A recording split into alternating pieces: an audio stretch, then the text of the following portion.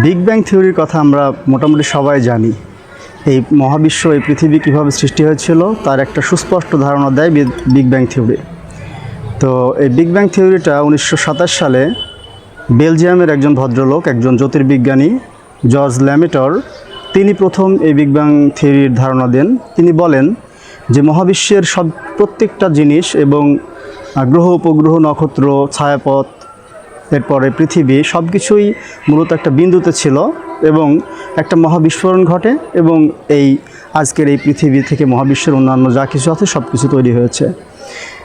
এরপরে এটা উনি 1927 সালে দিয়েছিলেন। এরপরে 1929 সালে আরেকজন বিজ্ঞানী এইডসন হাবল, তিনি মূলত বলেছিলেন যে পৃথিবী আসলে সেই যে প্রথম থেকে এই পর্যন্ত সম্প্রসারিত হতেই চলেছে, অর্থাৎ এই মহাবিশ্বটা আসলে সম্প্রসারণ হচ্ছে প্রতিনিয়ত।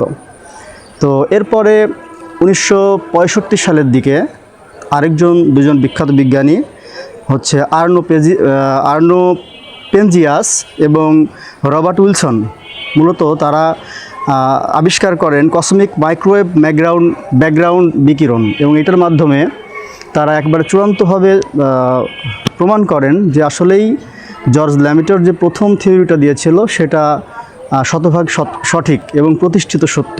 এবং এখন পর্যন্ত এই মহাবিশ্বের এই বিস্ফোরণের ফলে যে পৃথিবী সৃষ্টি হয়েছে, মহাবিশ্ব সৃষ্টি হয়েছে, এটা হচ্ছে একটা প্রতিষ্ঠিত সত্য বর্তমান পর্যন্ত। যদিও বিজ্ঞান প্রতিনিয়তই চেঞ্জ হয়, অর্থাৎ একটা গবেষণা করতে করতে একটা নতুন জিনিস পাইলে পূর্বের জিনিসটা বাতিল হয়ে যায়। তো এখনও পর্যন্ত বিগ ব্যাংটা হচ্ছে একটা প্রতিষ্ঠিত সত্য।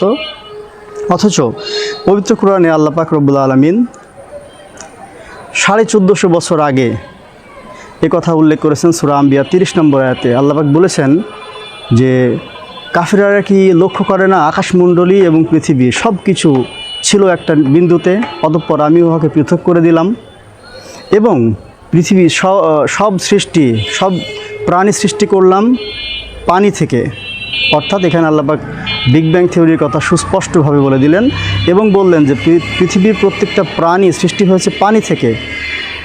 তো এখন আমরা বিজ্ঞানের আধুনিকায়নের ফলে জানতে পারছি যে পৃথিবীর সব কিছুই আসলে প্রাণ যেগুলো আছে এর সব কিছুই মূল উপাদান হচ্ছে পানি, এবং এই মহাবিশ্বর যে বিগ ব্যাং থিওরি এটারও সত্যতা প্রমাণ করে। তো পবিত্র কোরআন আজ থেকে 1500 বছর আগেই বিগ ব্যাং থিওরির কথা বলে দিয়েছেন, আর আমাদের বিজ্ঞানী এটা আবিষ্কার করেছে আজ থেকে মাত্র যদি ধরি 90-95 বছর আগে। তো এটাই হচ্ছে কোরআনের অলৌকিকত্ব।